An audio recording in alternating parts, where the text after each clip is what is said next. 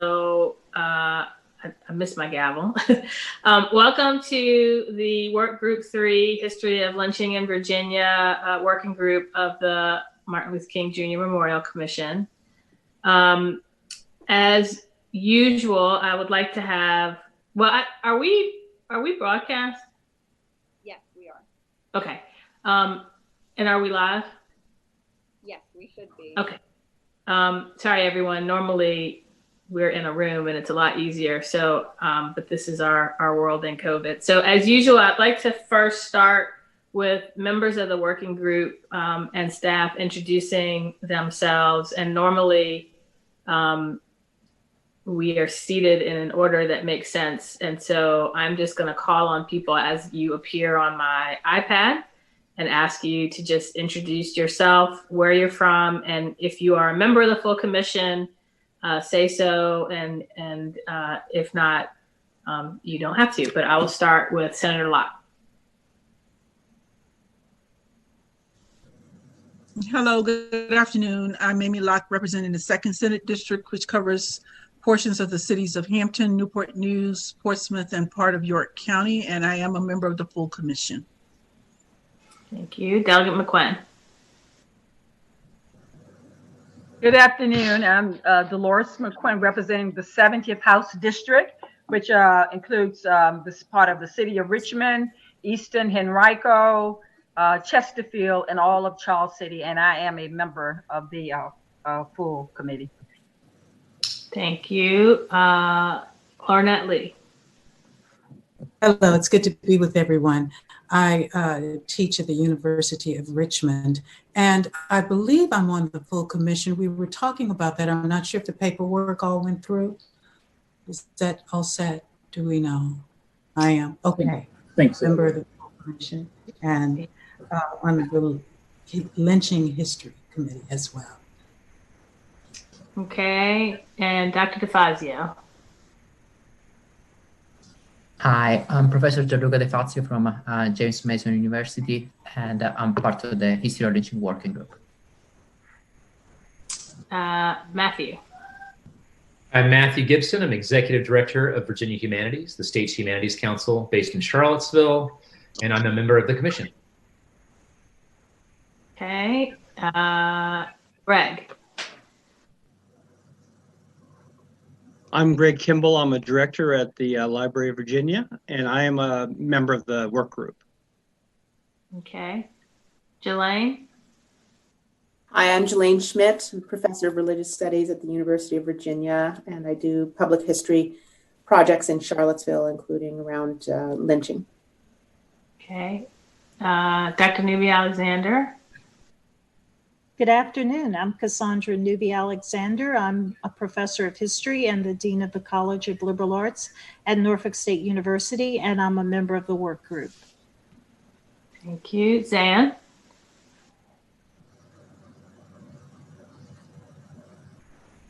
Zan, I think you're muted. I'm sorry. Okay. Hey, my name is Zan Nelson. I'm happy to be here, and I am a researcher and a writer and a member of the work group. Hannah and Lance. Hi, good afternoon. I'm Lance Warren. I'm Hannah Ayers, and we're co-directors of an outrage and documentary filmmakers based in Richmond. Thank you. I see Andrea Douglas. I think you just joined. So we are having members of the work group introduce themselves, say where they're from, and if they're members of the commission to note that as well. Okay, so I am Andrea Douglas, and I am the executive director of the Jefferson School African American Heritage Center in Charlottesville. And I am, I think, Jennifer, I'm still a member of the commission and on this work group. Okay. Did I miss any work group members? All right, and then we are also joined by our staff, Lily Jones and Amigo Wade from Legislative Services, Lonely Griffin from Senate Committee Operations in the Clerk's Office, Looks like we have Glenn Robertson from Senate IT in case we run into any issues. Anyone else I have not had a chance, who's not introduced themselves or? Okay. Well, first off, this is our first meeting of the year, unfortunately, because COVID just has thrown everything off. And the Capitol is still closed, and with special session and just everything going on, we were not able to meet or do much of the programming or any of the programming really we had wanted to do this year. And so this is a regrouping to plan for what we want to do going into 2021. But there are some updates of activity that did happen. And so the first thing I want to do is highlight two events that did occur this year. One is in Harrisonburg. There was a state historic marker unveiled for Charlotte Harris, who is the only documented woman who was lynched on March 6th, 1878. And she was kidnapped and lynched while awaiting trial after accused of inciting a Black boy to burn a barn. And that boy was later acquitted, but she was murdered. And so that was unveiled in Harrisonburg. And Dr. DeFazio, I don't know if you had an opportunity to attend or if there's anything that you want to add about that marker or that event. Please feel free to jump in, or anybody else who may have been there when the marker was unveiled. Yeah, I was there for the unveiling. I'm part of the Community Remembrance Project behind the historical marker. So we've been working on this historical marker for quite a few years. And we had live streaming of the unveiling. If you want, I can share with you the live streaming. Because of COVID, we could not have a kind of normal unveiling ceremony. And so just very briefly, the lynching of Charlotte Harris is important for several reasons, and she was the only African-American woman documented to be lynched in Virginia. There was another woman, Pep Falls, there was a white and was lynched also in Rockingham County. But again, these are the only two cases of lynching on women. And again, this is a part of the larger effort of the DHR in commemorating lynching victims. This is the third marker that's been unveiled in Virginia. First one was in Charles City, second one in Charlottesville, and this is the third one. And I'm happy to answer any questions you might have. Any questions or other comments about the Harrisonburg marker? Okay, the second event that occurred this year was in Alexandria. This was there was a citywide event that as part of the Alexandria Community Remembrance Project that was originally supposed to be in person, but because of COVID was held virtually, and they do have a website. This was a virtual remembrance of Benjamin Thomas, who was killed by a mob of 2,000 residents who stormed the city jail on August the 8th, 1899. And the city of Alexandria they had an in memoriam page to highlight that murder with information compiled by the project's research committee.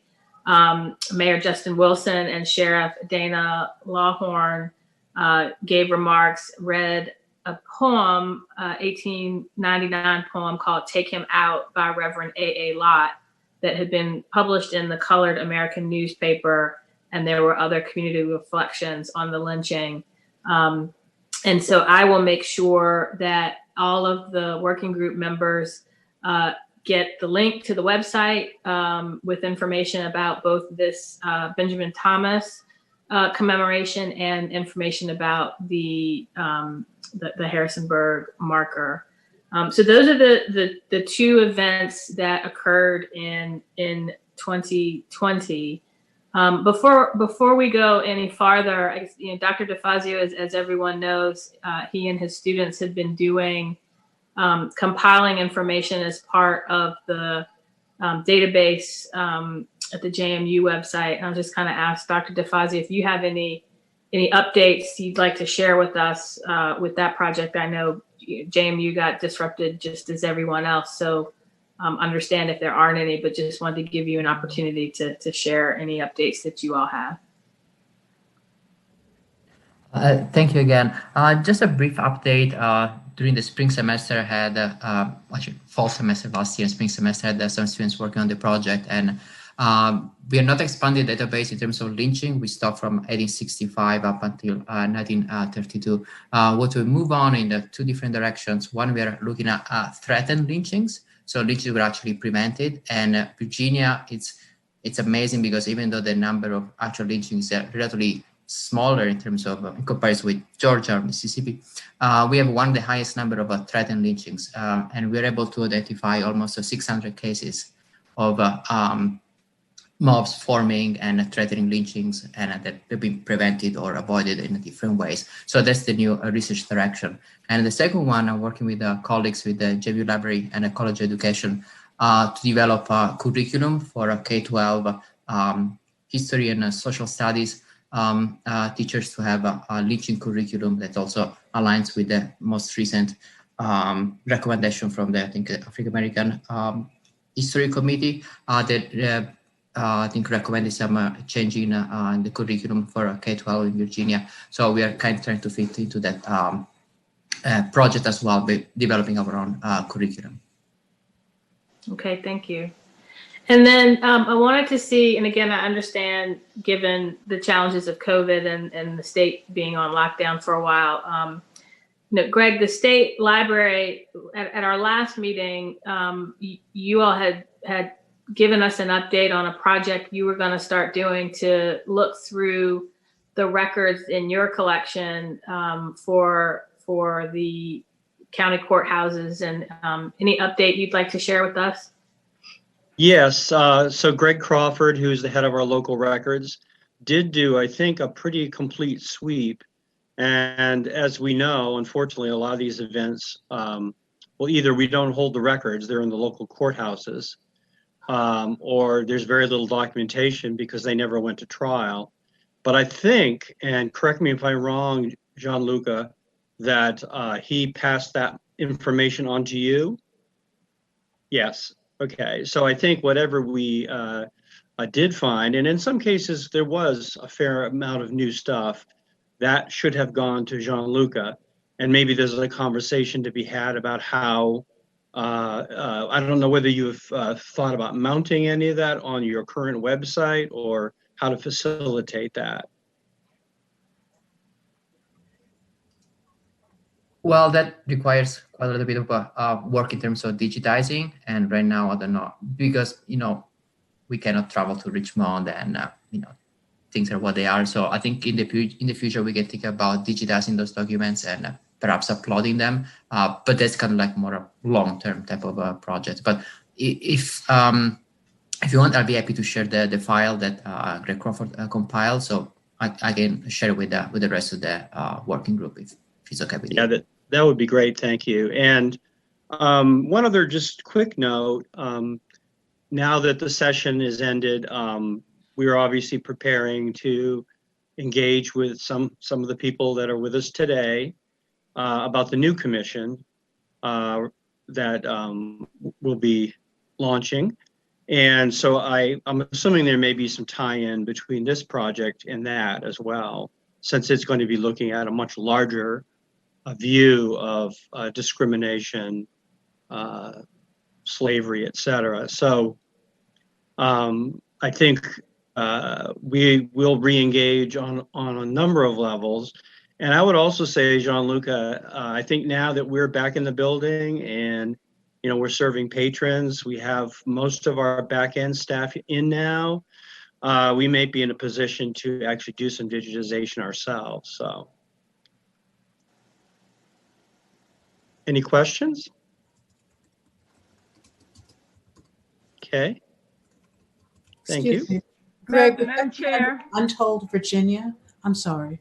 Oh, okay. Laurinette? Sorry, Madam Chair, I have a question.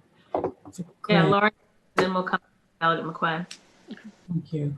Will that be under Untold Virginia once it's digitized? Where would visitors find that information? Well, I think that's one of the things that Gianluca was kind of hinting at is we would need to think about whether that's the best place. We certainly could put it there, and it's already got a, it's already there and people know about it. But there's also, maybe there's a way to marry what Gianluca's already done and some of this data. I think that's something we need to give some thought to, where it should live. Mm-hmm. And then, of course, there's the commission website as well, and how it might tie into that. So I think there's probably a few of us that would need to think that through. Delegate McQuinn, you had a question? Yeah, Madam Chair, and I don't know if anyone necessarily can answer, but I want to ask anyway. So we know that our history is limited in terms of documentation. In terms of the lynching, is there any tool that's been designed to capture the oral history as it relates to, lynching, as it relates to some of these other dynamics that we're going to get further down the road and having to discuss? Because again, I've had this conversation in the last probably 6 months quite often, that where there is, you're looking for the historians, and those are the individuals that do A, B, C, or D. But in the Black communities, there were individuals who had the information, the history, and had so much knowledge about what went on in these various communities that that is often not documented. So what are we doing as it relates to that to just capture that oral information that's out there and probably limited now in nature? So that is part of what this work group needs to decide. I would say when we first started, the idea was, let's first compile all information that we can, and whatever form it is in, consolidate it in one place, and then provide access to it through multiple options, at a minimum, the commission's website. And so I think that includes both, would include oral and written, and whatever information that we have available was sort of the overarching mission of this work group. Second, the community conversations that we have been scheduling, and in some cases, remember we had one in Harrisonburg, we were working on one in Culpeper. Those are to be, where possible, broadcast and archived on our website. And so when we had the one in Harrisonburg, it included a component of sharing the story of the lynching. And as we plan those out in the future, the idea would be anybody who would have that kind of oral history, we would want to have them participate and record it. But I think third, we have not talked about, but we certainly can now or at a future meeting, how to just capture that oral history directly. We have done that as a commission before when we did the commemoration of Brown versus Board of Education and the closing of schools. We did have an oral history component then. And so that is definitely something that we could do, is actually recording those oral histories to include in whatever website database we put on our website. So that's part of the plan that this working group needs to decide on. Senator McClellan, this is Yes. Zan. Yes. I took my picture off because I've been outside mowing grass. I don't want you to see me. Anyway, I like what Delegate McQuinn is talking about, and I think I would be in supportive of using the commission's website or let's call it a new website linked to Gianluca's database. But the whole story about lynching in Virginia is so much bigger than just a database about who these tragedies happened to. Yes. It has to do with the family, talking about who families and neighbors who endured this. And if we can capture those oral histories, that's great. But it also has to do with the media and how they treated these tragedies both before they happened and after they happened, and how that media tainted the thinking of the communities, and actually promoted more of this.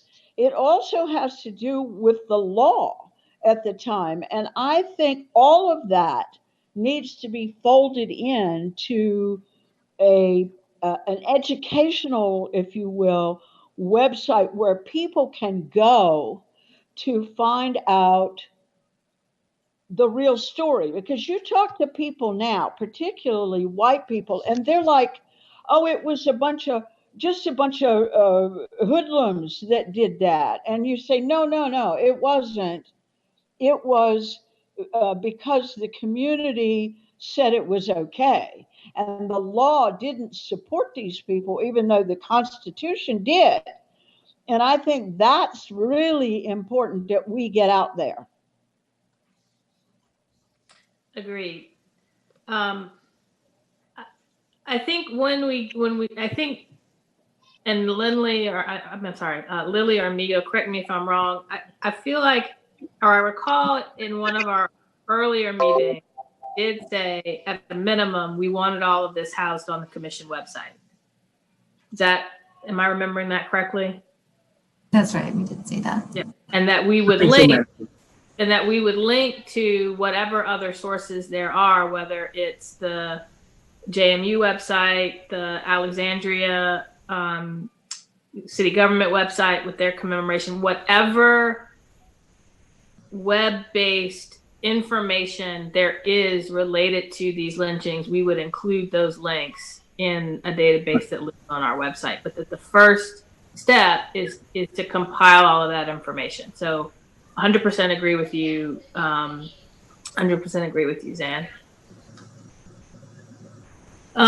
Before we move to 2021 planning, are there any other events that anyone might be aware of, or updates about activity in 2020 that we need to be sure we highlight, that either individual or community organizations have done beyond the ones that we've already mentioned?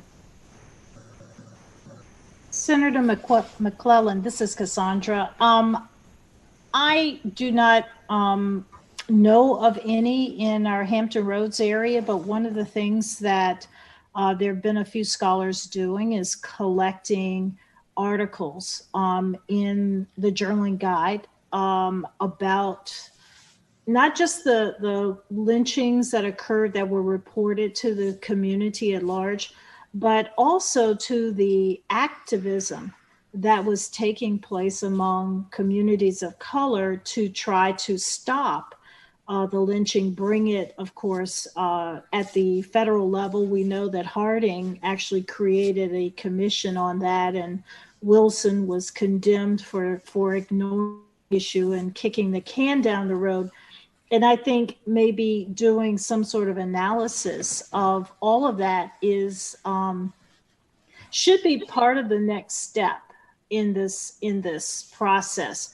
You know, a lot of people have been identified, but what about the larger picture of the activism that African Americans especially were engaged in to protect themselves and to protect people in their communities? Because if we just have the listing of the people who were harmed and impacted by these heinous acts, then that's only a very small fraction of the story. And I really think that there might be some grant agencies that are willing to partner with the King Commission to really do a deep dive into this, not only, as Delegate McQuinn stated, getting in and doing some oral histories of people whose, you know, the stories have been passed down about those events or who were eyewitnesses to it, but also the larger picture of what was happening in Virginia, and because so many were connected with national organizations. And of course, we were next door to Washington, D.C., where a lot of this was a lot of the activism was taking place, and a lot of the activities with the federal government were going on. And so that would be my recommendation. I think if we make a call out to scholars who are already working on this topic, it would really be useful, because I think there is a very definitely a strong connection between the activism of those who were trying to stop lynching and those who may have been touched by it. And I don't know that we have actually made that connection. That's a very good suggestion. And you also remind me, I think, Greg, the library has John Mitchell's papers, right? And I think you all we do have the most complete run of the Richmond Planet. I don't know that we have much in the way of manuscript material, but certainly in terms of resisting lynching, he was definitely involved in cases.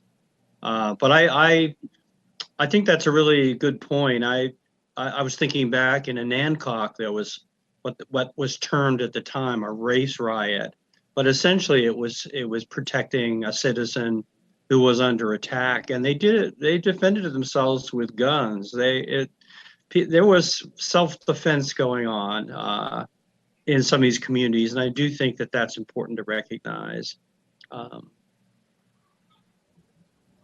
Could I also add this? Maggie Walker's papers include a lot of her speeches and communications on this and many other issues. And since she was his cousin, I believe, that, I seem to have some vague memory of some correspondence that she had with Mitchell.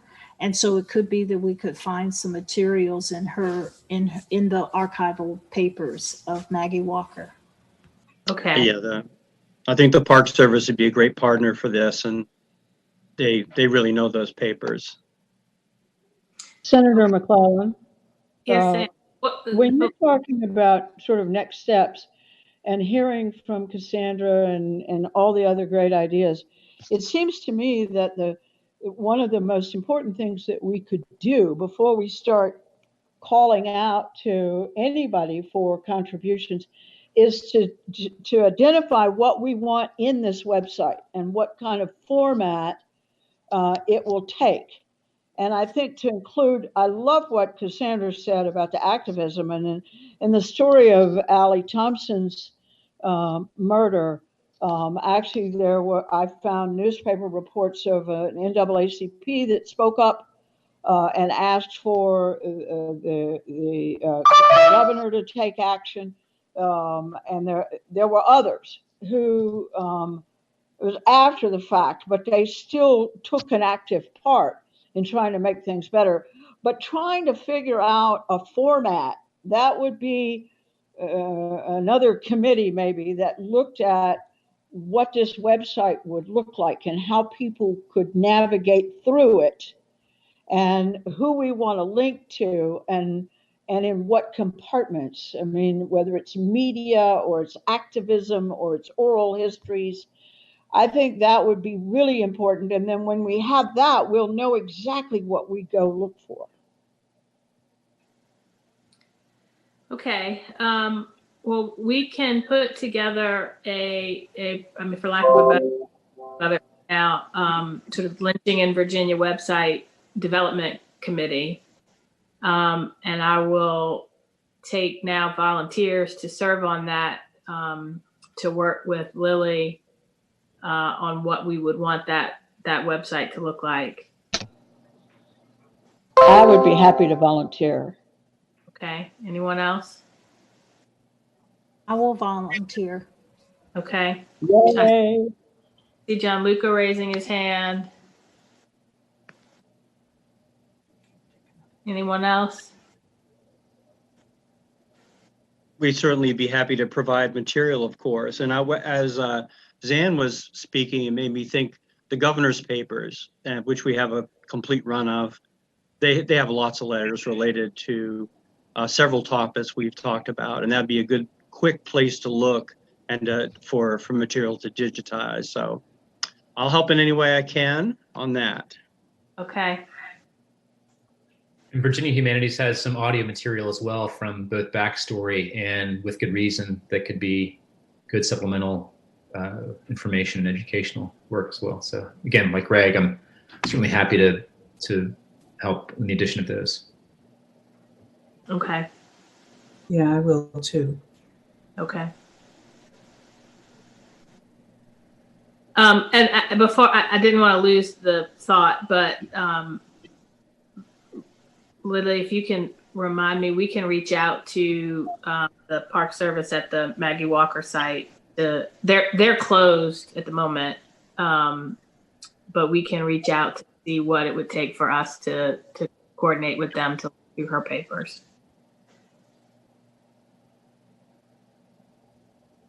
Okay. Looking ahead to 2021, we had all wanted to make sure we were doing some sort of commemorative community conversations.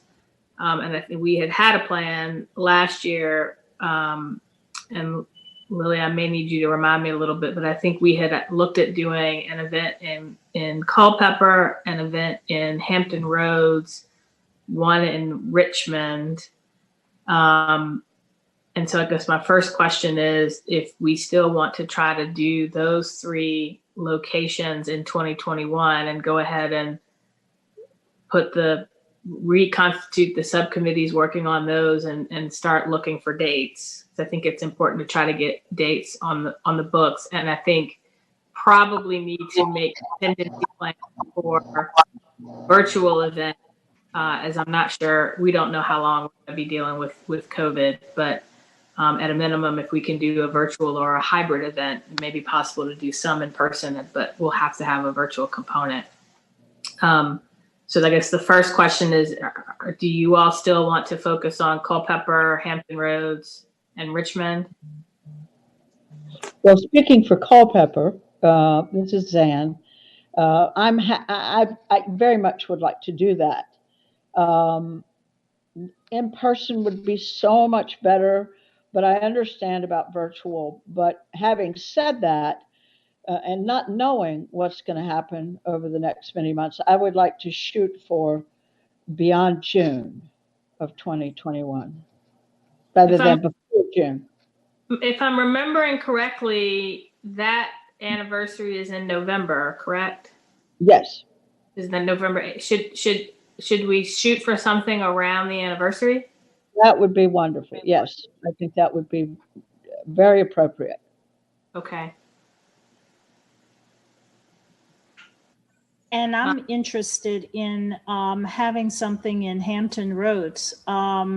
If it's going to be virtual, I think that we can probably include a lot of different entities in this, and we can preliminarily reach out to different entities, so churches and other organizations that may know some people and have them participate on the panel. I would actually recommend if this is material that you want to archive, that if we at Norfolk State can actually set people up in a socially distanced setting and actually have them filmed, rather than it being just them and the computer. This can be fed into the Zoom meeting, but their interviews actually are filmed so that we have a better quality sound, lighting, picture, all of that.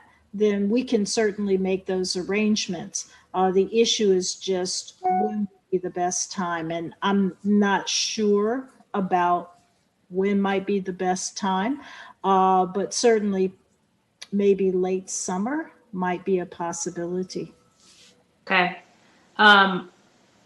So I will. Senator? Yeah, hold on one second, Dolores. So I think, so Dr. Nubia Alexander, I will, I think you had volunteered to kind of be point person last year, so I will reappoint you as the Hampton Roads Subcommittee Chair and sort of defer to you on picking a date. But if we could at least get a target date or group of dates by sort of the end of this year, that would be helpful. Okay, Delegate McQuinn. Yeah, I just wanted to say I think that Richmond, we certainly could do something here, and virtual. I think that would be very appropriate until we get a better understanding of what is going on with this virus and where it is. And I like Dr. Nubia Alexander's suggestion about recording it, something prior to when you have the event. I think that may be a great idea to get something like that set up. And I mean, we got the state library, we got some of the universities, so we have resources that we could tap into to make something like that happen. Yes, and what we to remind everyone, what we had talked about doing for Richmond was focusing rather than on a specific incident, doing a more broad statewide look at the issue overall, do a screening of an outrage followed by a panel discussion. And we had been in talks with a couple of different locations to try to do that. The VMFA was interested. We had talked about the Black History Museum. We had talked about Virginia Union. So that's kind of where we were thinking for Richmond. Is that still the way you all would like to go for a Richmond event?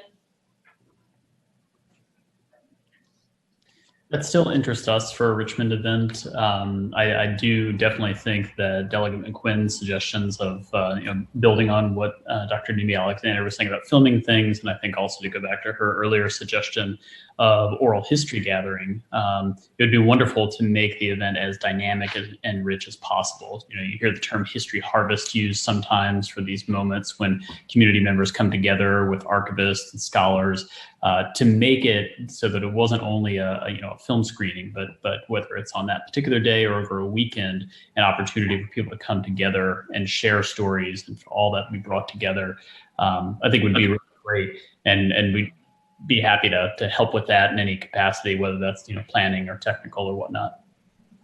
Okay. Senator McClellan, could I also make one more suggestion? As a member of the or co-chair of the History Commission, African American History Education Commission, one of the technical edit suggestions that we had to do with lynching, including that component in that edit, because that was definitely something that was a response to the activism, the activities of Freedom's first generation. And it was designed to intimidate and to pull back the advancement. And that was a very important issue that was left out of, it was kind of hinted at a little bit in the SOLs, but it wasn't there. And so I say all that to say that teachers are going to be looking for opportunities to engage their students in these kinds of investigations. And one of the things that I found years ago when we hosted the Voices from Within the Veil as part of America's 200th, well, excuse me, not 200th, but 400th commemoration in 2007, is we had a poster and poetry contest that was targeting middle and high school students. And these students came out with some phenomenal representations as they did research on the topic of what democracy meant for African Americans in particular. And I found that they were so engaged, but they also engaged their parents, because the parents wanted to see what, you know, their work being displayed. And we partnered with the Chrysler Museum, who actually put their works on display. And we took the poetry and had them read it and put it to music. And with our very rich cultural environment here in Virginia, I thought this would be a perfect opportunity to engage that part of our Commonwealth, to really look at this history and to begin to not only acknowledge it, but find a way to commemorate it, and find ways to get young people especially to understand and to do a deep dive into this history. So I think that once a lot of this is collected, that there should be some engagement of young people, and some engagement with our cultural community or communities, because I can see works of art coming out of this. I can see not only in terms of sculpture or paintings. I always think of Jacob Lawrence's series and other artwork that showed the impact of lynching. But I also think about what Billie Holiday made very famous, the song Strange Fruit. And I think in today's society, there can be some young people who will come up with some ways to commemorate that, you know, helps to provide healing, but also acknowledgement. Okay. So, Madam Chair. Yes, Lornette. Maybe Alexander, I really like that idea a lot. And I believe that's something that Field Studios and Ed Ayers did with the 1919 race riot. They looked at what students were doing in Chicago to commemorate that time, that historical moment. And I could really see that as being something that would be beneficial. I believe we did something like that with, was it Brown versus Board of Education? We had artwork from students around. It was the Emancipation Proclamation. Yes. And some of their artwork was displayed on Capitol Square. Yeah, we did an essay contest and an art contest. And that is something we can look to do. I would be hesitant to do it this school year just because everything is a mess. But we could look to do that for the 2021-2022 school year by having the essay contest, maybe having the contest itself first semester have us select, and then perhaps do displays in the Capitol during session.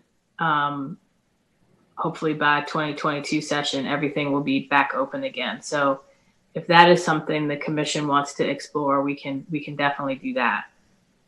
Madam Chair, can I also add that for the last 2 years in Charlottesville, we've been doing something along that line. We began working with EJI originally because they had that essay contest. Yes.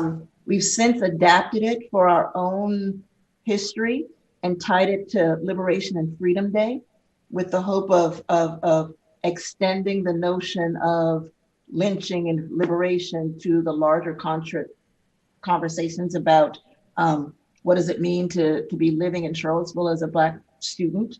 And we've gotten some really good responses. Our first time out, we were really surprised to get 170 plus 11th grade students who had written essays. It was a good prize money that we had offered. This year, again, because of the conditions, we're rethinking how we're going to do it. EJI has changed a little bit their own essay process. And so we haven't yet connected with them, but it's something certainly that the high school, and we only have one in Charlottesville, was very much wanting to continue as an annual event for them. So we're gonna keep trying to stretch the limits. We had gotten one video, but weren't able to play it, so we couldn't get it into the consideration. But I think we've gotten them to understand that it can be much more than just an essay. Okay. And we can check, Lily and Amiga, let's follow up with Brenda Edwards. When we did the contest around the Emancipation Proclamation, it was art and an essay. I don't remember there being a visual component, but I'll double check. And I believe we did multiple grades. I think we had a middle school and a high school, but we will follow up with Brenda to see exactly what we did, because that was when Henry Marsh was chair. But Brenda is the source of all historic memory for this commission. And then we will make a recommendation at the next meeting of sort of what that contest would look like and the parameters. And in the meantime, I'd like to follow up with you, Andrea, to get sort of the details on what you guys did. Sure. Okay. And, Madam Chair, let me add that if we're looking at 1922, that would be the 100th anniversary of Claude McKay's poem called The Lynching. He was part of the Harlem Renaissance. Okay. So you have that broader perspective to consider. Okay.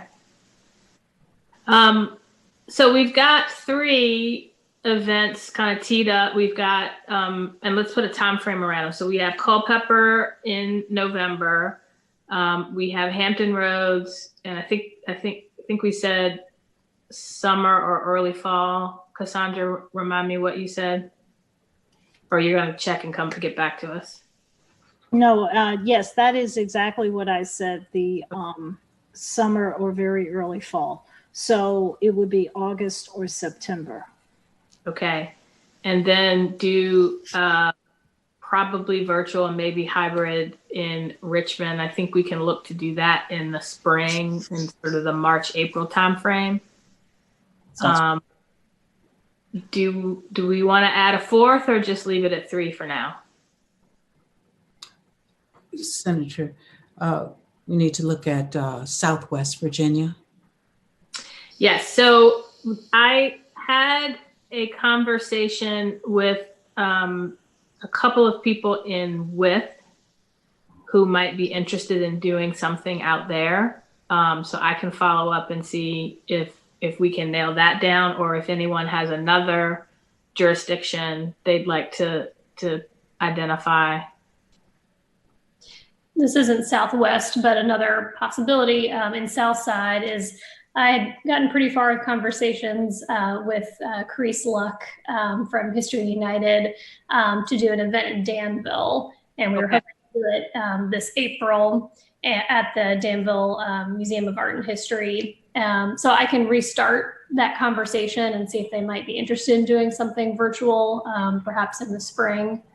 That sounds further down the road than the WITH conversation. So let's explore that, and I'll still reach out to the folks in WITH, but that might be something we wait on. But I at least want to get that in the pipeline. So let's focus on Danville. Okay. Madam Chair, yes. I would. I completely agree with Southwest Virginia. There's so many, unfortunately, happened in that region that it is really important to the story to talk about it. Obviously, Tazewell and Richlands were 2 of the big locations, but the other piece of that is probably thinking about technology and capabilities. So I know we've done programming at the Bristol Public Library, which is a nice, fairly modern library with a lot of capacity. Not that you couldn't have folks in WITH involved as well. You know, maybe you bring people from a couple different localities, but just thinking about who would have the capability to do it. Yeah, I think so. And I'm looking through the database. WITH had a surprising number of lynchings, and I do think an in-person event would probably be better there if we did one there, because that is not a conversation they have had yet. And I think doing one in person would be more impactful and would likely get more people's interest and get noticed than a virtual one, plus just the whole issue of technology. So I don't know where, I don't see anything in, I don't see an event that happened in Bristol. And again, it doesn't mean we can't do one, but let's explore at our next meeting. We'll explore some possibilities and bring them back at the next meeting for Southwest. I believe one of us has brought up this idea before, but Ron and Jill Carson in Pennington Gap, Virginia, who run a Black Appalachian History Center, they would be the sort of people who would be great to kind of work with on programming in Southwestern Virginia, really leverage strength that's already there so that there's no feeling greater than there will be already that this is kind of an invasion from Richmond, but that, you know, in fact, this is somewhat locally rooted. Exactly. Okay. All right. So it sounds like we've got a good working plan. If we could sort of nail down more specific options for dates by sort of, we're going to try to have a meeting in December, and the full commission will talk about that when we meet it too. But if we could try to nail down date ranges, if not specific dates, by the end of November, I think that would help keep this on track. Okay, let me check my agenda and see. So that takes us to other business.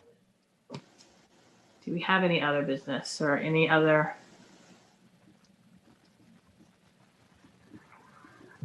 Okay. If not, as I said, the full commission, when hopefully before we learn. Heather, can I just interject for a second? Yes, and then Lauren, you look like you wanted to say something. Go ahead. Go ahead. Okay, no, just very quickly about the oral history. Actually, I already have been contacted by several descendants of lynching victims, so I already have several names that can be contacted to start an oral history project. And I can talk with Greg Kimball and whoever else is interested, because I'm not an historian by training, so that's kind of a bit outside my expertise. But if you want to talk about oral history, please feel free to contact me. I have already at least 4 or 5 people that asked me they want to be involved in our history project. Just thank okay. you. If you could also get those names to Lily. Yeah. Okay, Dr. Lee, were you going to say something or? No, I was just pointing to Jean-Luc. Okay. I don't know if you. No, I had everybody on speaker view so that when you started speaking, I wouldn't have to search for you. But so let me see if there are any. Well, we've been joined. So Delegate Cole did not get to introduce himself. So before we go, I'm going to ask him. He's a new commission member. And so I'm going to ask you to introduce yourself and tell everybody where you're from. Well, good afternoon, everyone. I am Delegate Joshua Cole, and I am blessed to represent the 28th House District. That's the city of Fredericksburg and Stafford County. And I'm excited to get to work with you all. Thank you. Welcome. Well, if there is no other business, like I said, the full commission, before we adjourn today, hopefully we will identify dates that work in December.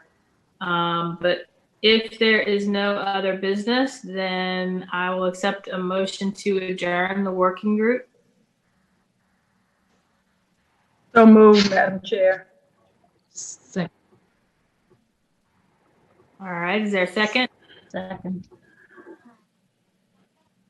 Second. All right, we are all in favor? Okay, all in favor of adjourning? Aye. Okay, we are adjourned. I think so. The full commission is the same link. Yeah.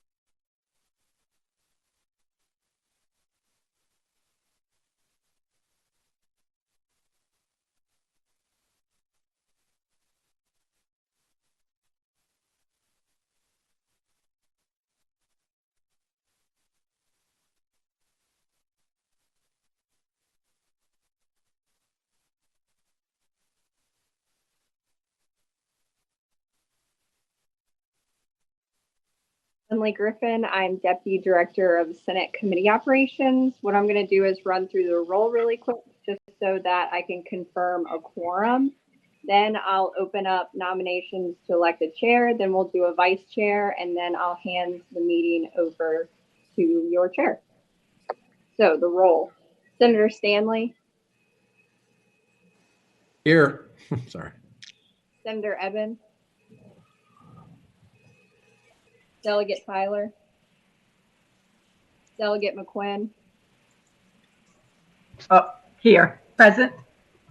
Delegate Carr. Present.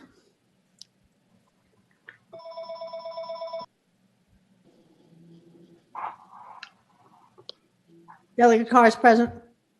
Delegate Cole. Present. Delegate Wright. Delegate Ferris. Juanita Owens Wyatt. Kirk Schroeder. Ronald Carey. Here. Bruce Aft. Here. Laurinette Lee. Here. Edward McCoy. Matthew Gibson. Present. Ricardo Brown. Senator Locke. Present. Senator McClellan. Here. Okay, a quorum is present. I will now open the floor for nominations of chair. Are there any nominations? Lindley, Yes, Senator Locke. I would like to nominate Senator McClellan. Second. Okay, there's a second. Are there any other nominations? Okay, we'll now vote. All those in favor of Senator McClellan, please say aye. Aye. Aye. Aye. Aye. Aye. And ayes have it. Senator McClellan is the chair. Now for vice chair, are there any nominations? I would like to nominate Delegate McQuinn. Okay, is there a second? Second. Second. Okay, we'll now vote. All those in favor of Delegate McQuinn as vice chair, please say aye. Aye. Aye. Aye. Aye. Those opposed? Okay, Aye. Delegate McQuinn is now vice chair. I'll turn the meeting over to you, Madam Chair. Thank you, Lindley, and thank you, everyone. Welcome to the first meeting of the Dr. Martin Luther King Jr. Memorial Commission for 2020. Unfortunately, we were unable to meet before now because of COVID and lockdown and special session, but better late than never. So we have a number of new commission members, and what we normally do at the beginning of any meeting is have each of the commission members to introduce themselves and tell where they are from and anything else you would want the rest of the commission and those who are watching us live know about you, particularly since there are so many that are new. When we meet in person, we normally just go down the line, but I think the easiest way to do this is for me to call on people as you appear on my iPad. So, which is somewhat random, I think, based on when you joined. So the first person I see is Dr. Laurinette Lee. Thank you. It's good to be with everyone. I teach at the University of Richmond. I live in Chesterfield, just inside, so I'm very close to Richmond. And I've taught at Old Dominion, VCU, Virginia Union, John Tyler, and I'm full-time now at the University of Richmond. I'm a public historian working currently on researching the history of slavery, race, and segregation at the University of Richmond. It's good to be with you. Thank you, Dr. Lee. And Dr. Lee is new to the commission, but has been a longtime member of, I think, every working group we've ever had. So nice to have you officially on the commission. Next, I see Senator Stanley, who is a returning member. Thank you, Madam Chair. My name is Bill Stanley. I'm a senator in the 20th Senate District, which encompasses a lot of Southside Virginia, from Galax all the way to Halifax, including the cities of Danville and Martinsville. I had the honor of serving on this committee some years back, I guess before the before the election, when the chairwoman was Delegate McClellan, and Delegate McClellan then became Senator McClellan. And because of the number of seats that we had for senators, I willingly wanted to give up my seat so that I could make sure that Senator McClellan maintained the chairmanship moving forward, because she was doing such excellent work. And but I made her make me one promise, that when the opportunity arose, that somehow I could make it back, because on this commission, because of all the great work that it was doing and is still doing. So it's an honor that my good friend Senator McClellan fulfilled my wish that I had asked of her. And I'm very honored to be back with you all again, doing wonderful things. And I just can't wait for all the great things we're going to do moving forward. So thank you, Senator McClellan, Madam Chair, for putting me back on this commission. I'm very proud to serve on it. Thank you, Senator Stanley. I think it was actually, you probably also need to thank Senator Locke as chair of the Rules Committee. Oh, of course. I'm sorry. I forgot. Thank you, Senator Locke. I'm really, really sorry. I forgot you. Thank you very, very much, Senator Locke. Thank you, thank you, thank you, thank you. No, we can always remove him. So that's the Delegate Wright. You're on mute, Delegate Wright.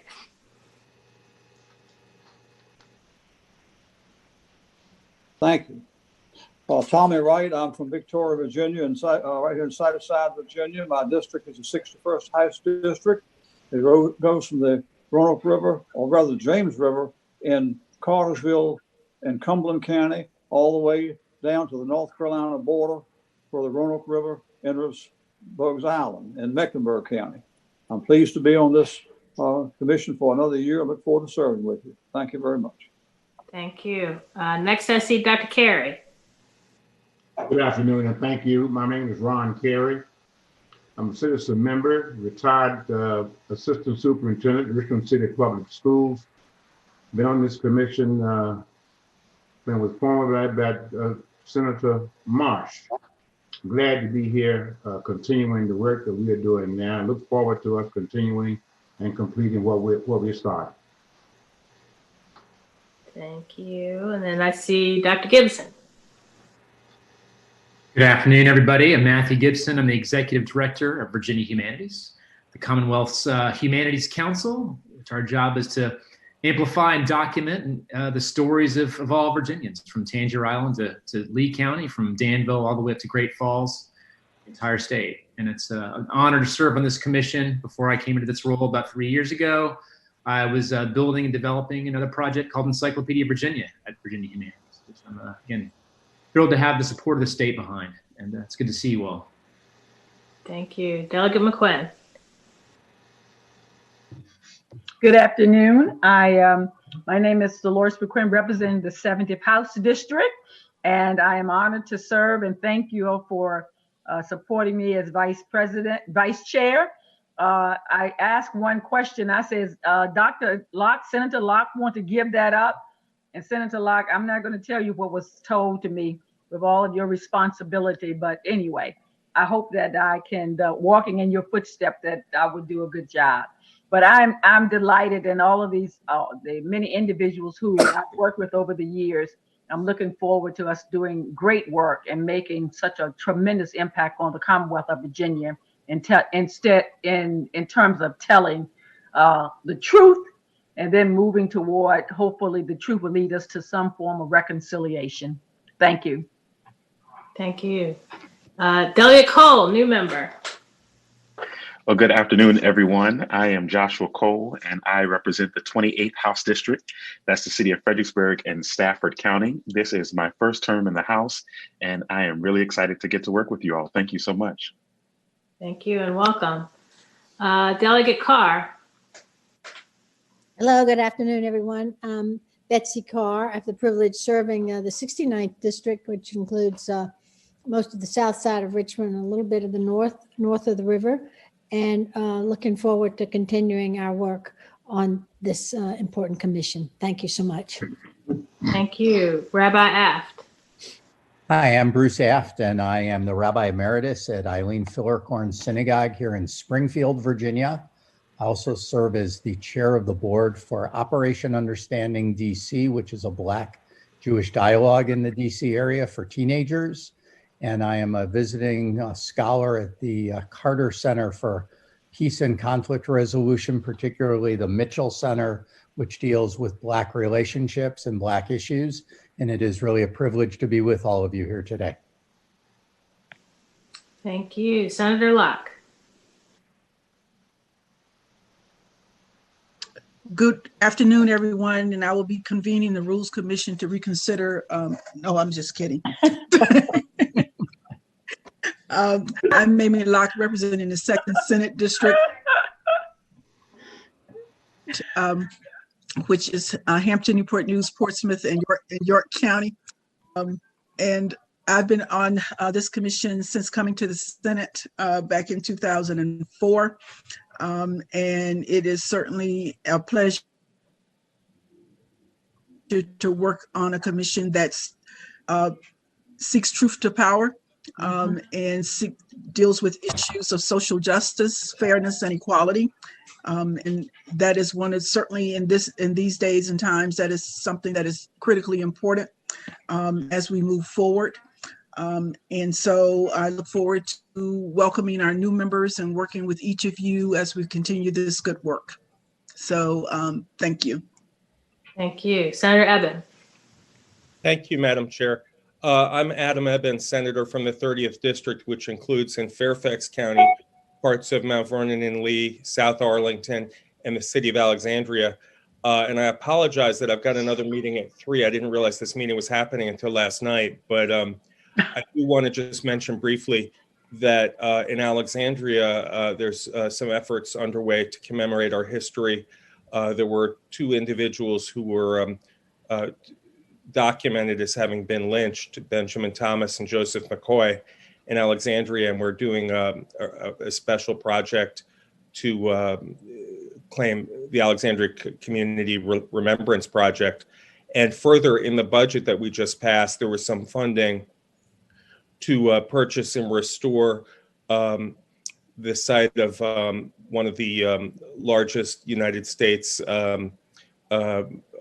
sellers of enslaved people that is still in Alexandria. It's a museum now, and we have plans to see that it's preserved and properly preserved so people can know the history. Thank you. I see Kurt Schroeder. Thank you, Senator. My name is Kirk Schroeder. I'm an attorney in Richmond and Charlottesville, and long ago I served as president of the State Board of Education for 4 years, and continue to help the commission with legal issues and other things that come before the commission. So I'm happy to continue on my service and grateful for all the people here. Thank you. Delegate Tyler.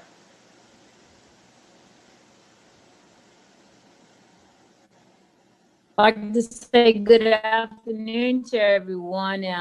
I'm delegating to the 75th District, which is a pleasure to return to working with the commission. I've been a member of the commission ever since I was elected in 2006, and I appreciate a lot of the work we're doing to kind of educate everyone on civil rights and out here as Black, as a Black, I'm proud to be with you. Thank you.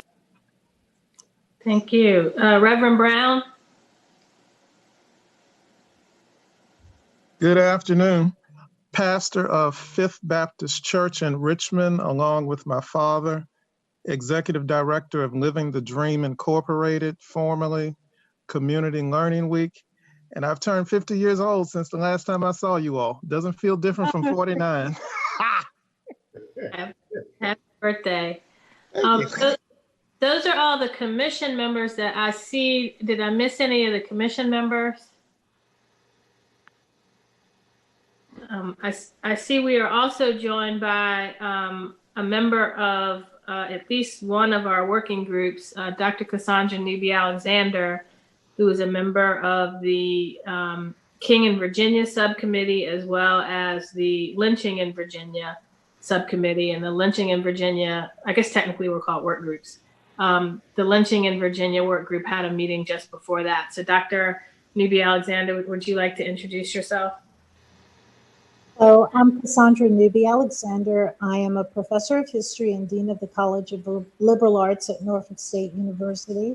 And I am very committed to assisting this commission, especially in reaching so many of its important goals. So thank you so much.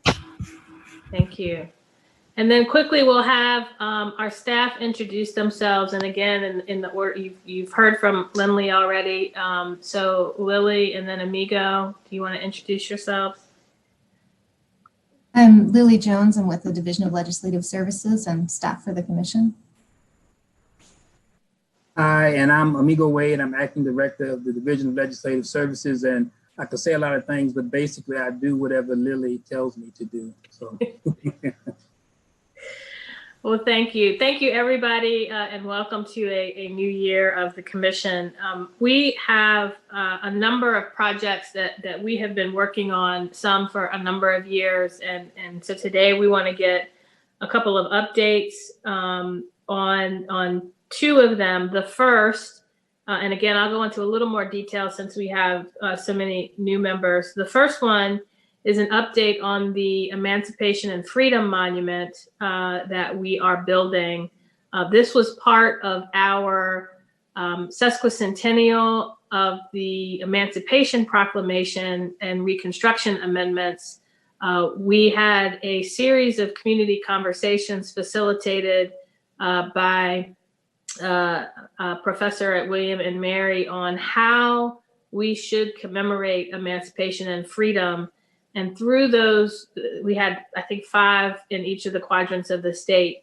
And one thing that became clear was we needed to acknowledge and recognize that emancipation was not a moment, but it was a process and a movement. And so we wanted to make sure that however we commemorated it, it also recognized that there were acts of self-liberation, rebellion, and resistance from the beginning of slavery. We voted a while ago, back before I was chair, I think in 2012 or 2011, we decided we wanted to do a monument to emancipation and freedom, which was authorized in the state budget. And it will go on, we chose Browns Island as the site for it. We chose, after 2 rounds of RFPs, we chose a design by Jay Warren, an artist out of Oregon. And we also, and I think Amigo is going to show some pictures of the monument, so I won't tell you what it depicts for those of you that haven't seen it yet.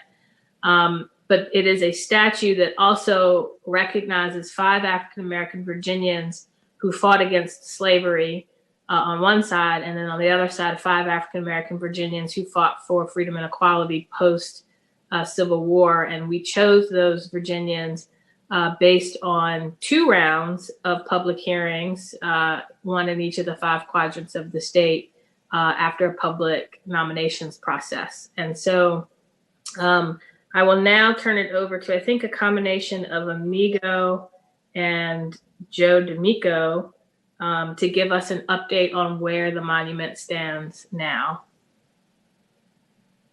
Okay, I think we can go ahead and start with Joe, who's also Madam Chair. Joe is also the sort of the DGS is serving as sort of the project manager, sort of slash building official for the project. So go ahead and have at it, Joe. Good afternoon, Madam Chair, Madam Vice Chair, and Commission members. My name is Joe D'Amico.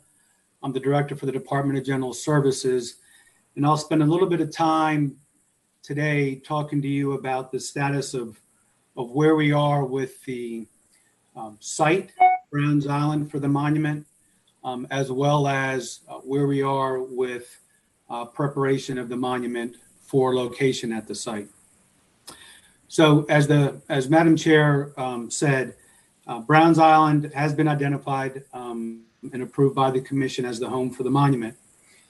The Browns Island site is owned by the City of Richmond, but Venture Richmond has a control the public access for the site. So the first thing that had to happen is we had to have a donation agreement from the City of Richmond and Venture Richmond to the Commonwealth of Virginia Department of General Services for that property to then become property of the state. That donation agreement was executed by the three parties, the city, Venture Richmond, and DGS in December 2019.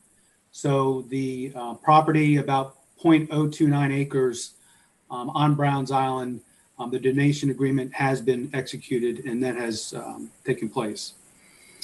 DGS and the city of Richmond, as well as Venture Richmond, were prepared to close on the property, which we haven't done yet.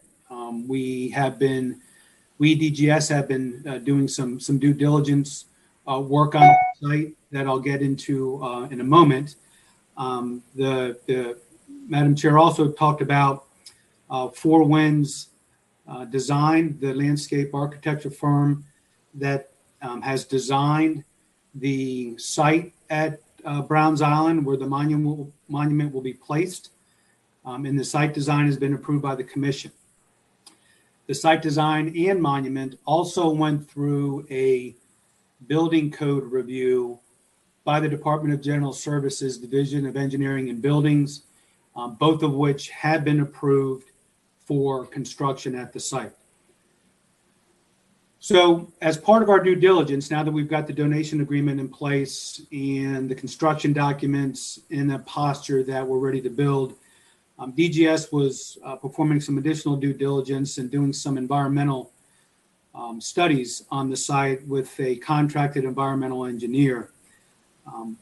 We conducted a phase 1 and phase 2 environmental study. And for those of you that do know, or some of you that don't know, that between 1886 and 1895, Browns Island was developed, and for about 100 years, the site housed two different paper manufacturing companies and two different rail and electric companies. So getting into our environmental study, we had thought that maybe we would have some findings of some contaminants in the ground.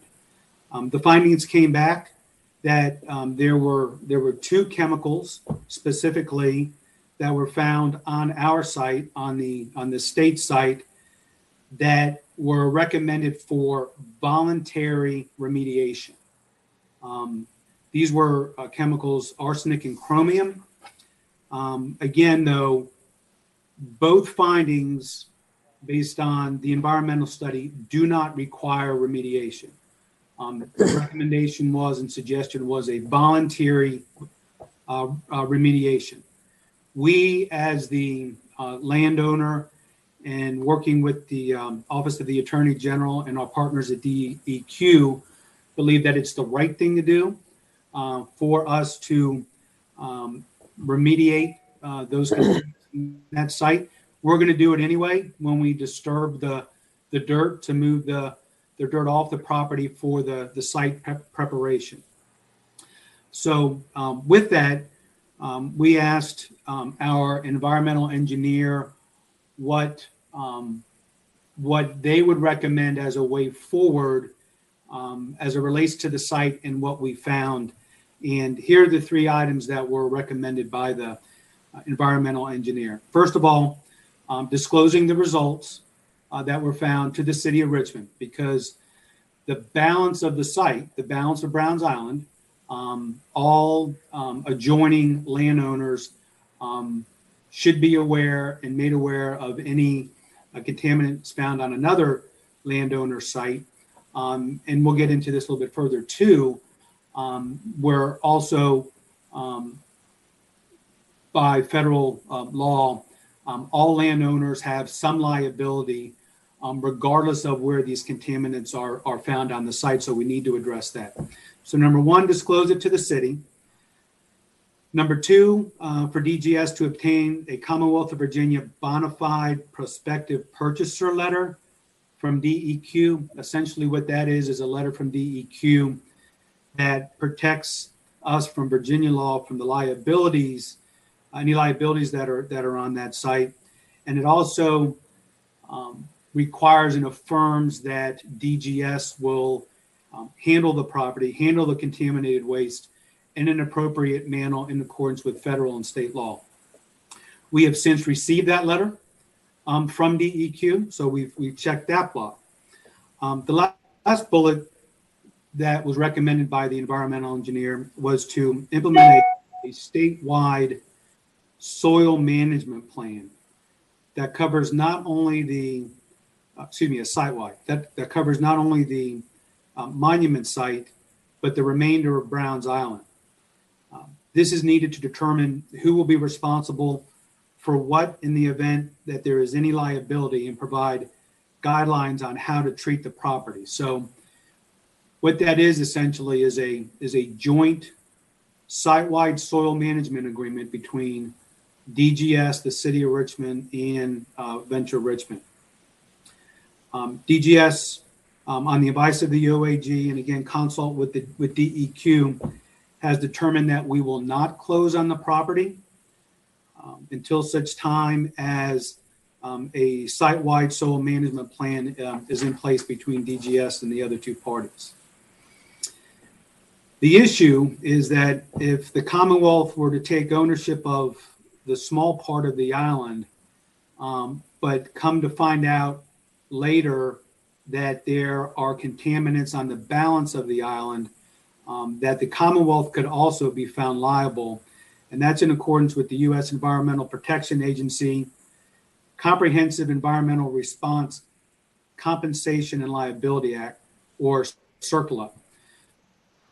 So based on that guidance from the Office of the Attorney General in DEQ, we've communicated with the City of Richmond that we would like to enter into a site-wide management plan for the Browns Island area. DGS has received a proposal from an environmental engineer to move this process forward. That proposal requires that we do some additional soil sampling on the MLK Memorial site, that the balance of Browns Island that the city and Venture Richmond control, that there would be some testing conducted there, that we would come up with a soil disposal plan, that we would prepare a written soil management plan, and that obviously there are some additional costs associated with that work that we're going to have to work through with the environmental engineer and the other two parties to the agreement. The next steps, again, if approved by the commission, is that we would recommend or suggest that there be a discussion with the Department of General Services, the City of Richmond, and Venture Richmond on the environmental findings and the recommendation by the environmental engineer on preparation of a soil management plan. Madam Chair, that's the update on the site, and I'll pause there if there are any questions. Thank you, Joe. Does anyone have any questions for Joe? I only had one, Madam Chair. Yes, Dr. Carey. Everything he said, does that mean even though you got all the paperwork in place that nothing has been signed as it relates to the ownership by DGS or the state? Is still hung in limbo with the city? Joe, correct me if I'm wrong. I think the last step to transfer ownership was the paperwork that needed to be done to sign over the deed. All other approvals have been done, and that DGS will not accept ownership until we work through this plan. So to answer your question about whether it's hung up with the city, let me give a little bit more background on that. There has been a preliminary conversation on the city side, I think internally on the city side, to discuss whether they want to move forward. And I've had a preliminary discussion with Venture Richmond. And so what we're going to ask the commission now is if we want to move forward with the Browns Island site, then the next step, which I would be asking for your approval to take, would be for the commission and DGS, through me and Joe and Lily and Amigo, to have a meeting with Venture Richmond and the city to work through what the soil management plan would be, and sort of work through arrangements to do the voluntary cleanup that Joe just recommended, until we have that conversation to see if that is something, in fact, the city is willing to do. The one piece of information I think that gives me some comfort this will move forward is Venture Richmond was planning to do a Browns Island improvement plan anyway. And so whether we are going to disturb the ground to build a monument, or Venture Richmond is going to disturb the ground to do improvements on the island, we would all find the same thing in the soil. The same recommendation would be made, and a soil management plan would likely need to take effect. So we just need to have that conversation to say, yes, all three parties are on board with that. Here's what that means, and identify what the costs to that would be, what we would need, because we would have to add those costs to any fundraising that we do, which we'll talk about fundraising in a minute. So what I'm asking for now is approval to have those conversations with the city at our next meeting, bring back to the commission. Here is specifically what we would need to do and what that would cost the commission or the state to move forward, and then ask the commission at that time to approve that plan. But right now, I just need approval to even have that conversation to begin with. So, Madam Chair, can I ask a question before we move on? Yes, Delegate McQuinn. Okay, thank you. And I don't know who will respond to this, if it's Joe or whoever that will respond. Is the level of contaminant that's there, is it elevated to a place or to the concentration of it so that there is damage that it would cause? I mean, I don't know what the damage would be, okay, in terms of if the contaminants are disturbed. I mean, I know, like, you know, there are some things that we know would say it is told not to disturb it, okay? What about the contaminants that have been found? You know, are the elevation of it so high that if something is disturbed, that it would cause harm to individuals? Or if we decide to put a monument there, the materials that the monuments are made out of? I guess I'm just trying to better understand where we are with the contaminants, I guess. Madam Chair, Madam Vice Chair. So when we received the report back from the environmental engineer, they looked at the levels of the contaminants in two ways. One, at a industrial use level, and then a residential use level. Mm-hmm.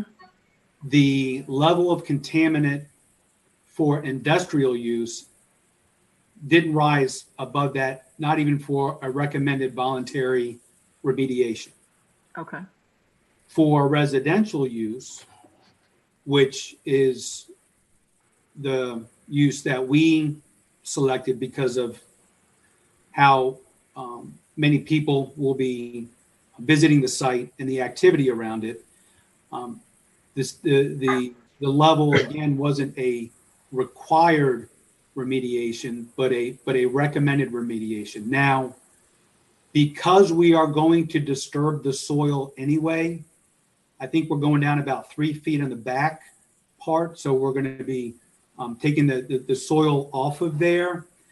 We're going to be disturbing it regardless. And as long as we are handling the soils in accord with the soil management plan as approved by the environmental engineer in DEQ, then once the site is prepared, it will be safe for occupancy.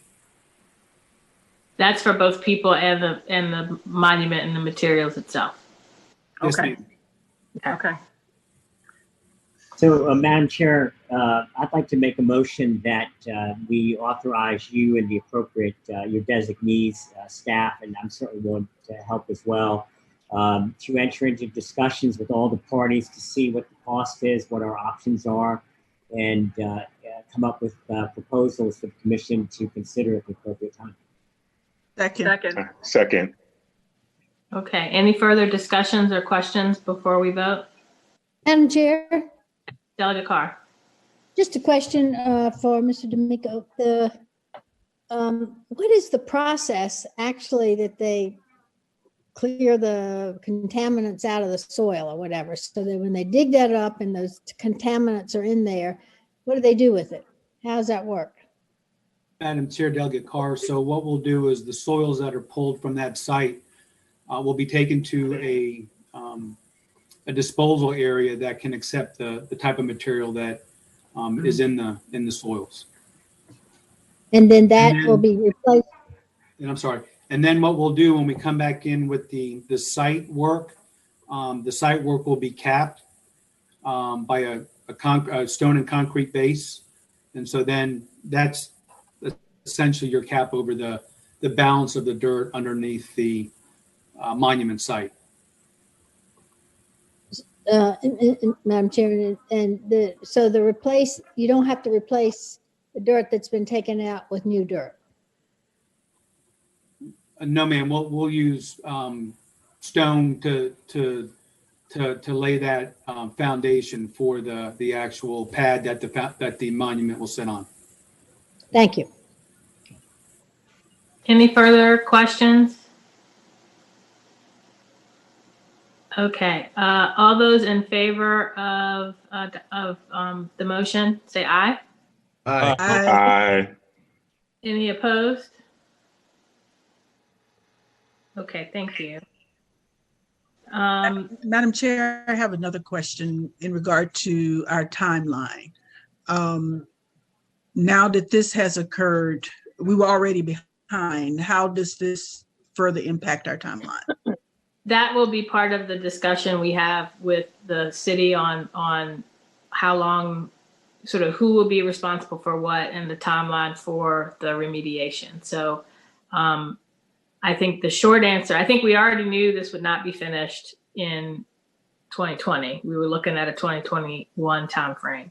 Once the site is prepared, and Amigo, correct me if I get this wrong, but or Kirk, because this was in the contract. Once the site is ready to go, the actual installation of the monument, I believe, is less than a month. It's like 2 to 3 weeks. So we now just need whatever the time frame is to do the land remediation is what the holdup will be, and we don't have that right now. Madam Chair, yes, you are correct, and I think, and Kirk, you can certainly chime in also. We included a provision in the contract, just by way of background. We had to we redid the contract based on some site issues that we had to fix, having to do with drainage, and we had it redesigned.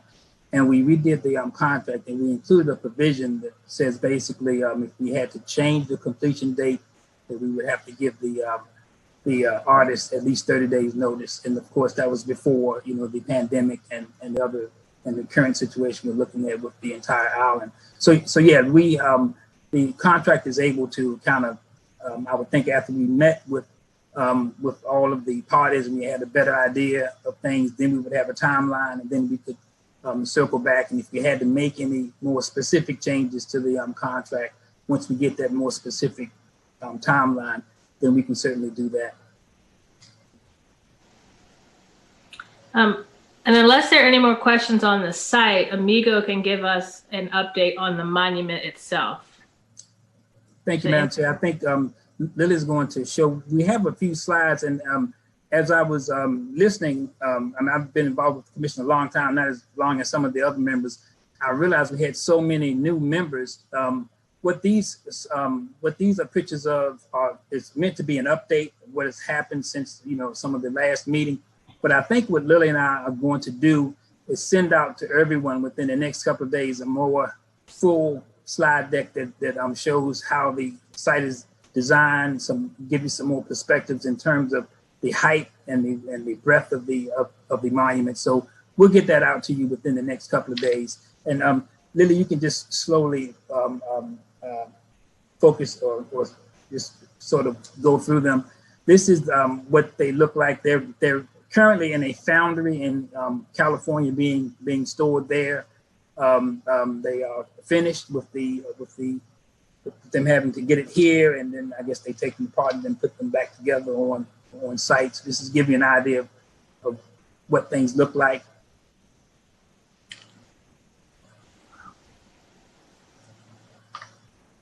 And that, I believe, is 12 feet.